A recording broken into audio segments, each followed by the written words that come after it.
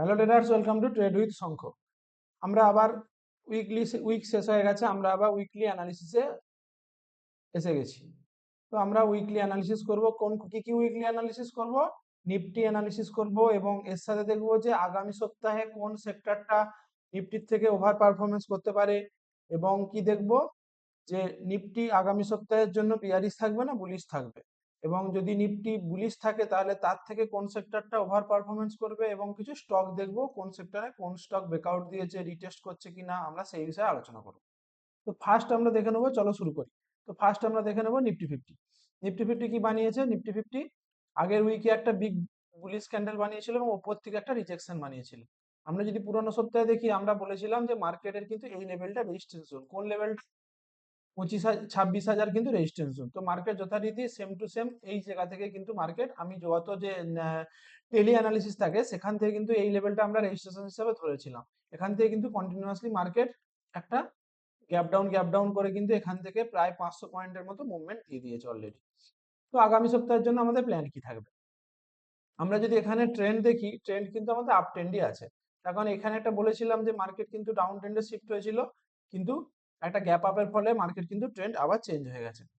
তো যাই হোক, তো আমাদের এখন কারো করণীয় কি আছে? আগের উইকে কিন্তু মার্কেট একটা সেলিং দেখিয়েছে, তো মার্কেট এই যে রেড ক্যান্ডেলটা বানিয়েছে এটা কিন্তু কন্টিনিউয়েশন করার মতো জায়গা আছে। এবং আমরা যদি এটা দেখতে পাই, মার্কেট আমরা যদি এখান থেকে যদি লাস্ট যে উইকে আমাদের ফিবোনাচি টানি, এখান থেকে মার্কেট কিন্তু 0.5 0.6 লেভেলে আছে, এবং ডেইলি চার্ট যদি দেখি মার্কেট কিন্তু সাপোর্ট জোনে এখন ট্রেড করছে। কেন সাপোর্ট জোন এটা? তার কারণ মার্কেটের এইটা একটা রেজিস্ট্যান্স জোন ছিল, ঠিক আছে? এই যে একটা রেজিস্ট্যান্স জোন, এই যে মার্কেট এখান থেকে এসেছিল, সাপোর্ট নিয়েছিল, দেন উপরে উঠেছিল, দেন ব্রেক ডাউন করে দিয়েছিল, দেন রিটেস্ট করে নিচে এসেছিল। তো মার্কেটে কিন্তু এটা কিন্তু একটা রেজিস্ট্যান্স জোন। যেমন এখানে একটা সাপোর্ট নিয়েছিল একবার, এখানেও সাপোর্ট নিয়েছিল, দেন এটা ব্রেক করে দিয়েছে, মানে এটা একটা রেজিস্ট্যান্স জোন ছিল। তো মার্কেট এখানে একটা বড় গ্যাপ আপ করে মার্কেট কিন্তু এখন সাপোর্ট লেভেলে ট্রেড করছে। অর্থাৎ মার্কেট এখান থেকে হালকা বাউন্স হওয়ার সম্ভাবনা আছে। সেটা কতটা বাউন্স হতে পারে? মার্কেট এই লেভেলে অব্দি আসার আগামী সপ্তাহের জন্য আমাদের প্ল্যান থাকবে। কারণ মার্কেট এভাবে কি নেমে নেমে নেমে চলে যেতে পারে? এইভাবে যাবে না। যেতে পারে, না যাওয়ার কিছু নেই, কিন্তু সচরাচর সাপোর্টে এসে একটু বাউন্স করে, তখন সেটাই প্রাইস অ্যাকশন। তো মার্কেট এটা করতে পারে। আগামী সোমবারে কি করতে পারে? মার্কেট এর নিচে হালকা এসে লিকুইডিটি সুইপ করে দেন উপরের দিকে ওঠা প্ল্যান করতে পারে, ঠিক আছে? তার কারণ কি? মার্কেট একটা সাপোর্ট লেভেলে আছে। মার্কেট এখানে যদি আমি ফিবোনাচি টানি 0.5 লেভেলে আছে। তো মার্কেট আগের দিনে যদি গ্যাপ ডাউন খুলে কি গ্যাপ আপ খুলে কি এই লেভেলে খুলে, তাহলে কিন্তু মার্কেট ফার্স্টে কিন্তু সেলিং আসবে, দেন কিন্তু এখান থেকে রিকভারি করলেও করতে পারে, ঠিক আছে? তো যাই হোক, তো নিফটি 50 ওভারঅল কন্ডিশন এটাই দেখলাম যে কি আগামী সপ্তাহে কিন্তু মার্কেট হালকা এখান থেকে একটা রিট্রেসমেন্টের জন্য প্ল্যান করতে পারে, অথবা এই যে কন্টিনিউয়েশন আছে কন্টিনিউয়েশনের জন্য করতে পারে, ঠিক আছে? তো এর সাথে আমরা দেখবো সেক্টর, কোন সেক্টর নিফটি 50 থেকে আউটফর্ম করছে, ঠিক আছে? ফার্স্ট আমরা দেখবো একটা ওয়েবসাইট খুলে নেবো। এই আগের সপ্তাহে নিফটি 50 এতটা ডাউন ছিল, কতটা? প্রায় 400 পয়েন্ট মতো ডাউন আছে। তো এর সাথে আমরা দেখবো যে কোন সেক্টরটা ওভার পারফরমেন্স করেছে নিফটির থেকেও, ঠিক আছে? তো ফার্স্ট আমরা একটা ওয়েবসাইট খুলবো, ইন্টারেস্ট কিনা, ঠিক আছে? তো এখান থেকে আমরা যদি ওয়েবসাইটটা খুলি, এটা লগ ইন করতে হবে। তো আমরা ফার্স্ট লগ ইন করে নেবো। 1 মিনিট, লগ ইন হচ্ছে না কেন? হ্যাঁ, লগ ইন হচ্ছে, ওটিপি লাগবে, 1 মিনিট।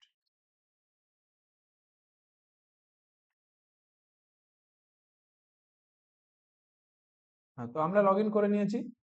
তো আমরা যদি এখান থেকে যদি এই ওয়েবসাইটের মধ্যে যাই, ওয়েবসাইটটা রেডি করা ছিল না, যাই হোক। তো আমরা এখন ওয়েবসাইটে এসে গেছি। তো আমরা এখানে সেক্টর দেখবো, কোন সেক্টরটা আগামী 7 দিনে পারফরমেন্স করেছে। তো ফার্স্ট সেক্টর কি? Media segment. এটা একটা নিউজ বেসিক সেক্টর, এটাকে বেশি গুরুত্ব দেবো না। এটা কিন্তু কনজিউমার ডিউরেবলস। আগের সপ্তাহে আমরা আলোচনা করেছিলাম কোন সেক্টর চলবে, সিপিএসই বলেছিলাম। নিফটি সিপিএসই কেন চলবে বলেছিলাম? মার্কেট কি করেছিল? একটা ব্রেকআউট দিয়েছিল, কিন্তু যেহেতু নিফটি ডাউন ছিল, ওপর থেকে একটা সেলিং এসেছিল, তো অতএব কিন্তু এই সেক্টরটা চলার সম্ভাবনা আছে। কেন আছে? তো মার্কেট ব্রেকআউট দিয়েছে, হালকা নিচে এসে কিন্তু এখানে কিন্তু রিটেস্ট করতে পারে, রিটেস্ট করে কিন্তু আবার কন্টিনিউয়েশন করতে পারে, ঠিক আছে? এইটা আমাদের সিপিএসসি টার্গেট থাকবে। অতএব সিপিএসসি সেক্টর কিন্তু এখনো বুলিশ আছে। সিপিএসসি সেক্টর কিন্তু বিয়ারিশ হয়ে যায়নি, এই ব্রেকআউট কিন্তু এখনো ফেল হয়নি। উইকলিতে ব্রেকআউট মানে খুব বড় ব্রেকআউট। অতএব সিপিএসসি সেক্টর আমাদের আগামী সপ্তাহের জন্য আমাদের কিন্তু নজরে রাখতে হবে। এবং আমরা যদি এখানে দেখি, নিফটি কনজিউমার ডিউরেবলস কিন্তু একটা ভালো সেক্টর। নিফটি যদি এখান থেকে বাউন্স করে, তাহলে কিন্তু কনজিউমার ডিউরেবলস, যদি আমরা এখানে একটা চার্ট প্যাটার্ন বানিয়েছি কিরকম, পোল অ্যান্ড ফ্ল্যাগ, মার্কেট এখানে গেছে, এখানে কিন্তু রেজিস্ট্যান্স নিয়েছে এবং কন্টিনিউয়েশন, মানে সরি, এখানে কিন্তু সাইডওয়েজ হয়ে গেছে। তো অতএব মার্কেট এখান থেকে একটা ব্রেকআউট করার চেষ্টা করছে। অতএব একটা জিনিস দেখতে হবে, নিচ থেকে ব্রেকআউট করছে, অতএব এইটা কি হালকা একটু আমরা নিচের দিকে আসার জন্য এখানে যদি সাপোর্ট নেয় তাহলে কিন্তু ভালো। অতএব এখন কনজিউমার ডিউরেবলসকে একটু আমরা অ্যাভয়েড করতে পারি। কেন? কারণ ডাইরেক্ট ব্রেকআউট করছে, ডাইরেক্ট ব্রেকআউট কিন্তু সাস্টেন করাটা একটু সমস্যা।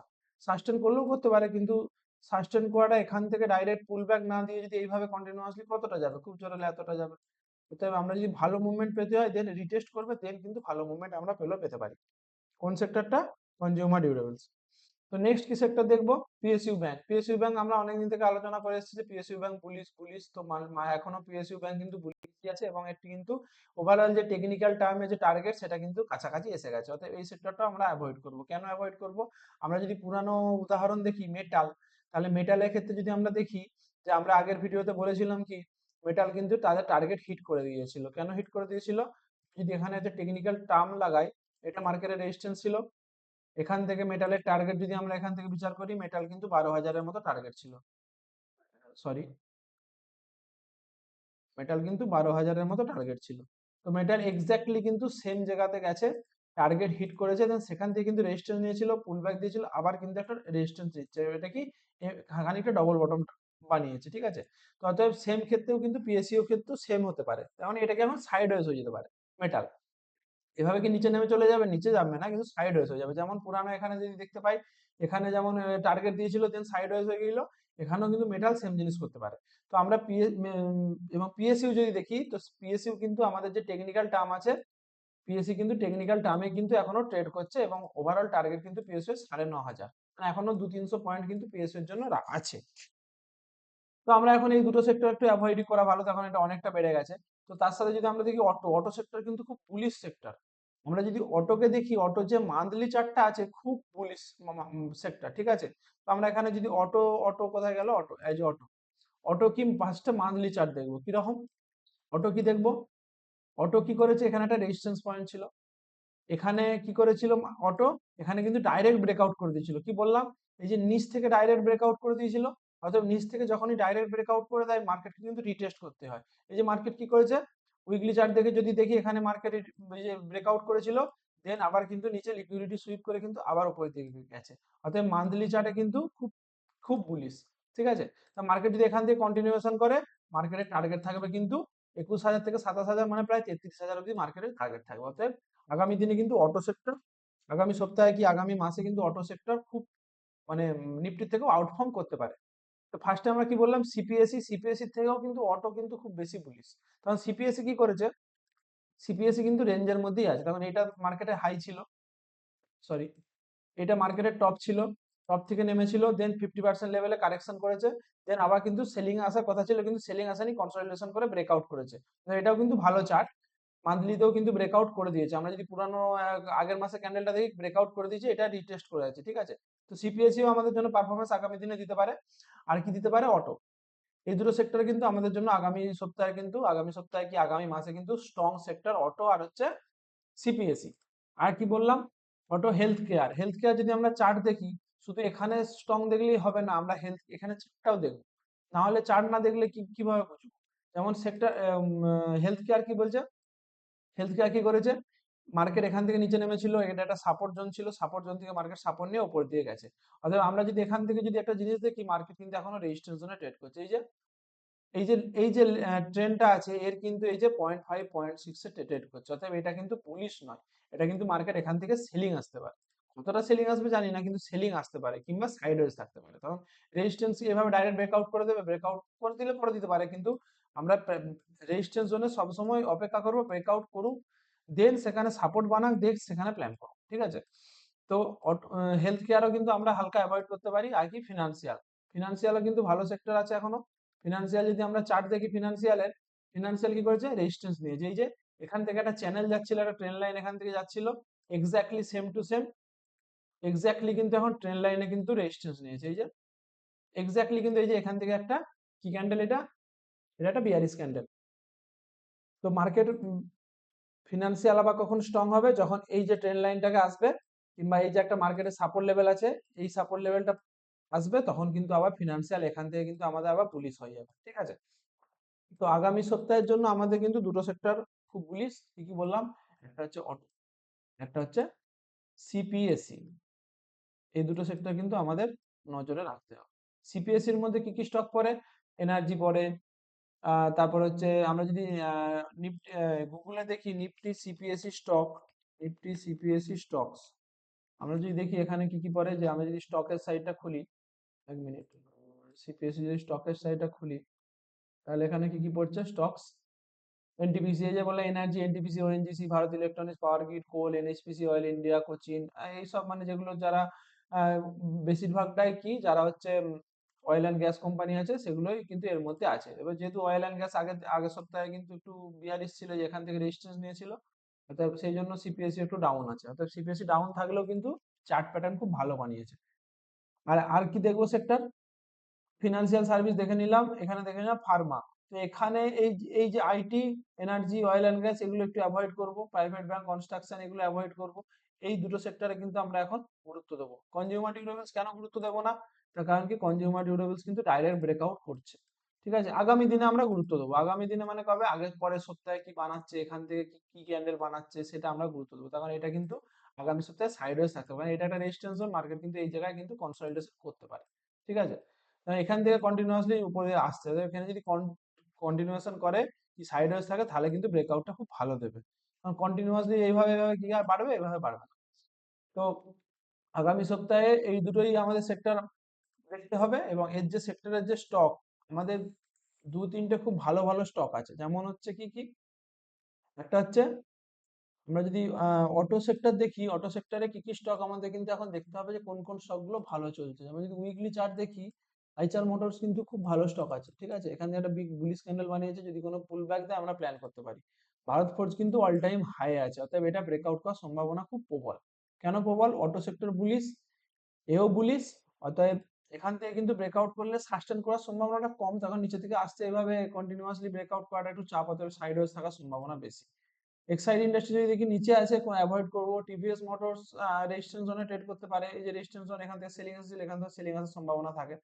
টিউব ইনভেস্টমেন্ট যদি দেখি নিচে আছে, মারুতি সুজুকি কি দেখি, মারুতি সুজুকি কিন্তু রেজিস্ট্যান্স জোনেই আছে খানিকটা। এমআরএ, বাজাজ অটো স্টক অতটা আমরা কিন্তু একটু স্টকের দিকে না দেখে, যদি আমরা যদি আহ, কি বলবো, ইন্ডেক্সের দিকে দেখি, ইন্ডেক্সটা কিন্তু খুব স্ট্রং আছে, এবং স্টকও কিন্তু আমরা যদি একটা একটা করে দেখি, তাহলে কিন্তু হিরো মোটোকপ এখানে একটা পোল অ্যান্ড ফ্ল্যাগ বানিয়েছে, কিন্তু এখানে এই এই জায়গা থেকে যদি এটা কোনো বুলিশ ক্যান্ডেল বানায়, তখন কিন্তু হিরো মোটোকপে আমরা প্ল্যান করলেও করতে পারি। কেন করতে পারি?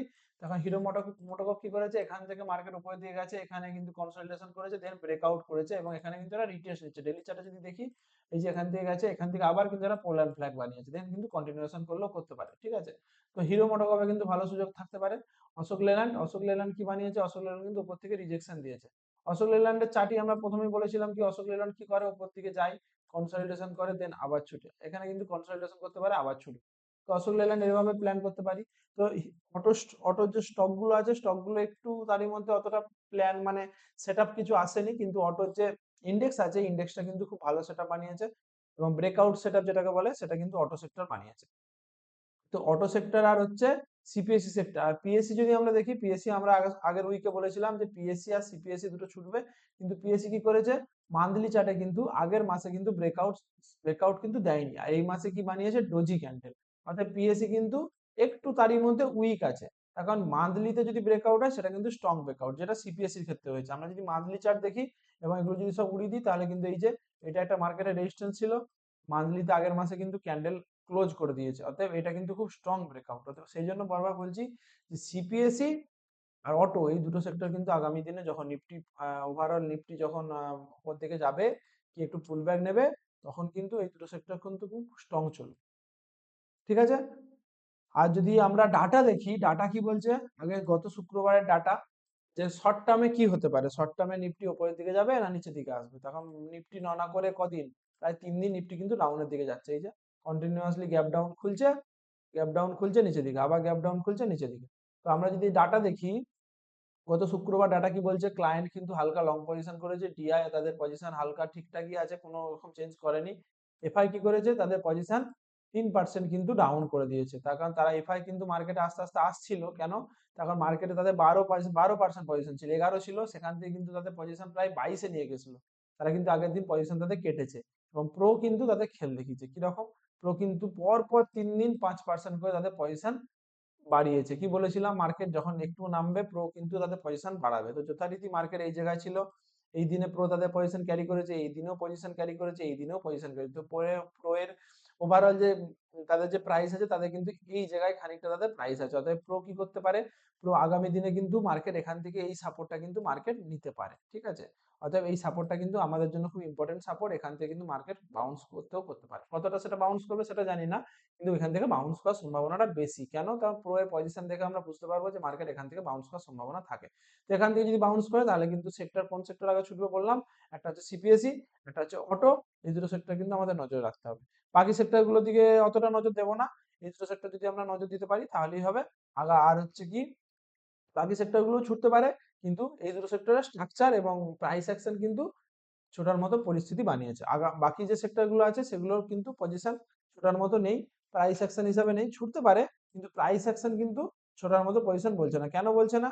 তার কারণ কি, অয়েল অ্যান্ড গ্যাস কি করছে, এখান থেকে রেজিস্ট্যান্স নিয়ে নিচের দিকে আসবে। কতটা আসবে সেটা জানি না, এটা একটা বিয়ারিশ ক্যান্ডেল। আবার যদি বলি কনজিউমার ডিউরেবলস, এটা কি, এটা রেজিস্ট্যান্স জোনে একটা বুলিশ ক্যান্ডেল বানিয়েছে। ফিনান্সিয়াল সার্ভিস কি, এই যে একটা বিয়ারিশ ক্যান্ডেল। হেলথ কেয়ার কি বানিয়েছে, এও একটা মিডিল পজিশনে আছে, মানে এটা একটা রেজিস্ট্যান্স জোন। আলফা 50 যদি বলি, এর একটা বিয়ারিশ ক্যান্ডেল। স্মল ক্যাপ কি, এর মিডিলে পজিশন বানিয়েছে। পিএসইউ ব্যাংক তো বললাম এই বুলিশ ক্যান্ডেল বানিয়েছে, কিন্তু কি তাদের টার্গেট কিন্তু খুব কাছাকাছি আছে। তবে আগামী সপ্তাহের জন্য কিন্তু পিএসইউ ব্যাংকও ছুটতে পারে। কতটা অবধি ছুটবে, এখান থেকে এতটা অবধি যাবে, লং লং খুব বেশি যাবে না, কিন্তু এতটা অবধি যাবে। অর্থাৎ পিএসইউ ব্যাংকও কিন্তু আমরা আগামী সপ্তাহের জন্য জাস্ট আমরা দেখতে পারি। ঠিক আছে, এবং সার্ভিস সেক্টর কি বলি, এখান থেকে রেজিস্ট্রেশন নিয়ে কিন্তু নিচের দিকে এসেছে। ডিফেন্স সেক্টর আর একটা ভালো সেক্টর আছে, এটা আমরা একটু নজর দিতে পারি। ডিফেন্স সেক্টর, তার কারণ ওটা এখানে আসছে না, কিন্তু স্ট্রাকচার কিন্তু খুব ভালো বানিয়েছে। কেন বানিয়েছে, আমরা যদি উইকলি চার্ট দেখি, উইকলি দেখি মার্কেট এখান থেকে সাপোর্ট নিয়েছিল, এখানে রেজিস্ট্যান্স নিয়েছে এবং রেজিস্ট্যান্সে কন্টিনিউয়াসলি রেজিস্ট্যান্স নিয়েছে, তারপরেও কিন্তু একটা বুলিশ ক্যান্ডেল বানিয়েছে। অতএব ডিফেন্স সেক্টর কিন্তু আমাদের একটু নজরে থাকলেও থাকতে পারে। ডিফেন্স কিন্তু এখান থেকে ব্রেকআউট করার সম্ভাবনা থাকতে পারে আগামী সপ্তাহের জন্য। কেন ব্রেকআউট করতে পারে, তার কারণ মার্কেট সেলিং আসছে কিন্তু সেলিংটা কন্টিনিউয়েশন করতে পারছে না। এই যে উইকলিতে সেলিং করছে কিন্তু এর নিচে আসছে না। এই যে একবার সেলিং হয়েছিল, আবার বাইং হয়েছে, তো আবার সেলিং হয়েছে, কিন্তু এখান থেকে কন্টিনিউয়েশন করছে না। বায়াররা কিন্তু এখান থেকে আবার কিন্তু বায়াররা কিন্তু কন্টিনিউয়েশন করছে এখান থেকে। এই এখান থেকে বায়াররা কন্টিনিউয়েশন করছে, অতএব এখান থেকে কিন্তু বায়াররা কন্টিনিউয়েশন করতে পারে ডিফেন্স সেক্টর। মিড ক্যাপ যদি বলি, মিড ক্যাপও কিন্তু মিডল পজিশনে আছে। নেক্সট 50 কি বলছে, মানে সাপোর্ট জোনে কাউকে দেখতে পাচ্ছি না। আমরা যদি সাপোর্ট জোনে একটাই দেখতে পাচ্ছি যে অটো, অটো কিন্তু সাপোর্ট জোনে আছে। এই যে এটা একটা রেজিস্ট্যান্স ছিল, মার্কেট রেজিস্ট্যান্সটা উপরে ট্রেড করছে, অতএব এটা কিন্তু মার্কেটের জন্য এখন সাপোর্ট। এফএমসিজি যদি ধরি, এফএমসিজিও কিন্তু সাপোর্ট জোনেই আছে, কিন্তু এফএমসিজি প্রাইস অ্যাকশন মানে কি বলবো, এফএমসিজি খুবই ডাউন। অতএব এটার ট্রেন্ড ওভারঅল নেগেটিভ, অতএব এফএমসি সেক্টরকে আমরা অ্যাভয়েডই করবো। এখন কেন, আগামী দিনেও আমরা অ্যাভয়েড করবো যতক্ষণ না এই ট্রেন্ড লাইনটা ব্রেকআউট করছে ততক্ষণ। আর নিফটি আইটি কি বলছে, আইটি তো কন্টিনিউয়াসলি ফলিং নাইফ যেটাকে বলে, কন্টিনিউয়াসলি উপর থেকে নিচে আসছে, এখানে হয় সাইডওয়েজ হতে পারে কিংবা একটা বুলিশ ক্যান্ডেল বানাতে পারে। ঠিক আছে, মেটাল কি হচ্ছে, মেটাল কি করছে, মেটাল তো বললাম যে টার্গেট মেটালে অলরেডি 12,000 দিয়ে দিয়েছে। এখানে কিন্তু মেটাল সাইডওয়েজ থাকতে পারে, একটু উঠবে আবার নামবে এরকম ভাবে। আর ফার্মা যদি বলি, ফার্মা কিন্তু এই যে এখান থেকে একটা ট্রেন লাইন আসছে, এই ট্রেন লাইনে কিন্তু রিজেকশন নিচ্ছে। রিয়েলটি যদি বলি, রিয়েলটিও কি এখান থেকে সাপোর্ট নিয়ে যারা পজ ক্যান্ডেল বানিয়েছে, এবং এই সাপোর্টটা যদি কন্টিনিউশন করতে পারে আগামী দিনেও করতে পারে, এবং এই যে ওভারঅল যে টার্গেট আছে এটা কিন্তু এই যে টেন লাইন যে রেজিস্ট্যান্স আছে, এই রেজিস্ট্যান্স কিন্তু থাকতে পারে। কনজামশন যদি বলি, কনজামশন মিডিল পজিশন এখান থেকে রেজিস্ট্যান্স নিয়েছে এবং একটু হালকা নিচের দিকে নামলেও নামতে পারে।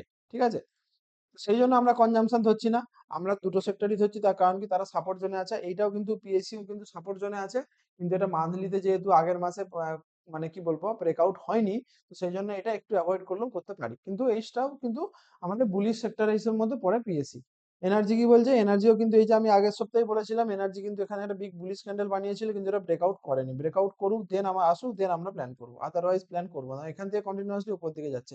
এইটাই আমরা কথাটা বলছিলাম যে কন্টিনিউয়াসলি ব্রেকআউট করলে কি হয়, রিটেস্টের জন্য অপেক্ষা করতে হবে। যদি এখানে যদি টাইম পাস করে যদি ব্রেকআউট করতো তাহলে ঠিক ছিল। ঠিক আছে, তো ইনফ্রা কি বলছে, ইনফ্রা কিন্তু এই যে রেজিস্ট্যান্স কিন্তু নিচ্ছে, কিন্তু ইনফ্রাস্ট্রাকচার খুব ভালো।